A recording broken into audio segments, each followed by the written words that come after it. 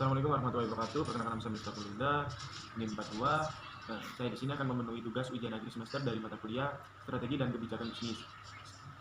Langsung saja kita ke materinya, yaitu ada 6 tahap dari strategi kebijakan bisnis. Sebelum kita menuju ke 6 tahap tersebut, mari kita bahas sedikit apa itu strategi bisnis itu.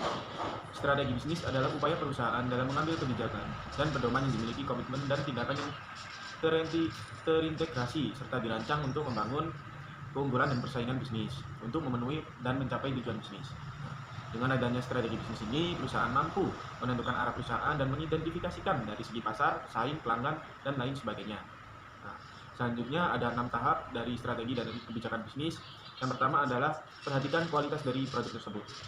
Sekarang ini semakin banyak bisnis baru yang bermunculan dengan produk beragam, namun bisnis yang benar-benar memperhatikan kualitas dapat dibilang hanya sedikit.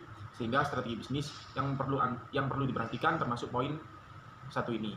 Nah, kualitas dalam bisnis adalah hal yang penting yang perlu ditingkatkan untuk menarik banyak konsumen. Perhatikan kualitas dari beberapa unsur yang Anda jual dan bisnis tersebut.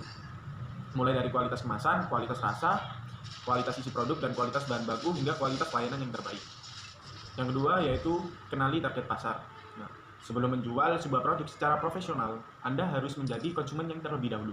Dengan menjadi pemakai produk yang Anda jual, maka Anda dapat mengetahui siapa target pasar dan apa yang mereka inginkan dari produk yang kita jual. Nah, hal ini akan membuat Anda lebih mengerti kebutuhan pasar dan apa yang diinginkan pembeli dari bisnis Anda. Selanjutnya yaitu ada kreativitas dan inovasi. Kreativitas dan inovasi tersendiri itu merupakan sangat penting dalam kita memulai bisnis. Oleh karena itu, setiap perusahaan atau pelaku bisnis harus membekali diri dengan berbagai ilmu pengetahuan dan wacana lain sebagai sumber inspirasi, seperti informasi dari luar maupun dari dalam. Ide kreatif dapat menjadi sumber inspirasi dalam menciptakan suatu inovasi produk tertentu sehingga akan memberikan peluang sukses yang lebih besar pada bisnis yang kita jalani. Selanjutnya yaitu ada promosi efektif dan strategi bisnis efektif. Promosi tersendiri itu sangat penting yang kita lakukan agar para konsumen kita menjadi tertarik dan mengenal produk dari yang kita buat. Melakukan promosi yang efektif kepada calon konsumen merupakan strategi bisnis yang wajib yang kita lakukan dalam memulai bisnis. Saat ini melakukan promosi sangatlah mudah, bahkan dapat dilakukan secara gratis. Nah, kita bisa memanfaatkan sosial media dan media online lainnya untuk memperkenalkan produk dan melakukan promosi pada banyak orang yang lebih spesifik dan menyukai produk kita. Selanjutnya yaitu manfaatkan teknologi yang ada.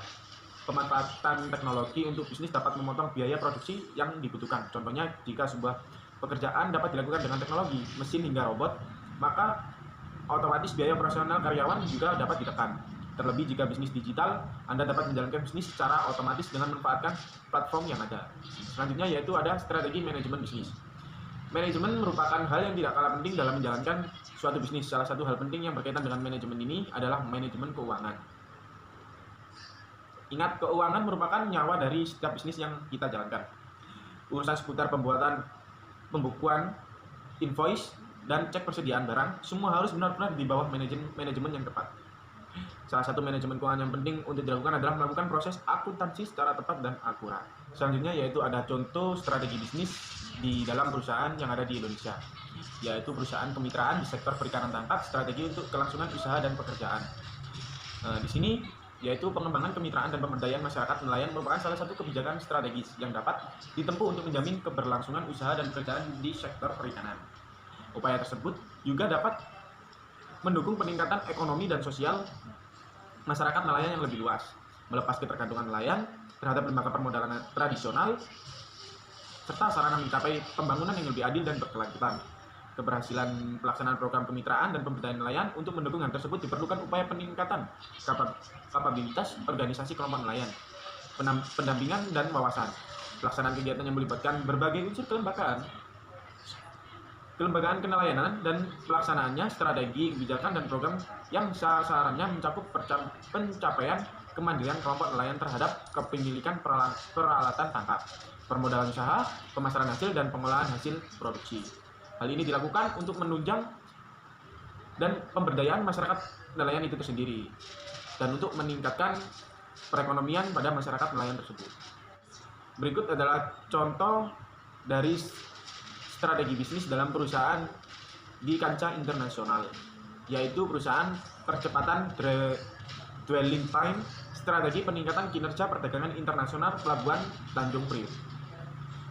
Dengan demikian, berdasarkan hasil analisis SWOT yang dilakukan oleh penulis di Pelabuhan Tanjung Priok, dapat dimasukkan dalam kuadran pertama pada diagram matriks SWOT, yaitu penerapan strategi agresif, yaitu dengan menerapkan strategi SO, yang berarti pengembangan Pelabuhan Tanjung Priok harus menciptakan strategi dengan menggunakan kekuatan untuk memanfaatkan peluang yang ada. Penerapan strategi SO yaitu satu, memberikan kesempatan investor dalam pengembangan maupun pengelolaan potensi yang dimiliki Pelabuhan Tanjung Priok.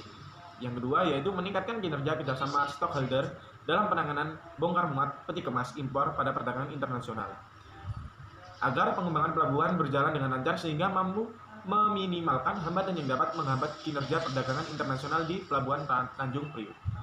Yang ketiga yaitu dengan meningkatkan kinerja pengelolaan Pelabuhan Tanjung Priok agar dapat bersaing dalam rangka menghadapi pasar tunggal ASEAN dalam ASEAN Economic Community.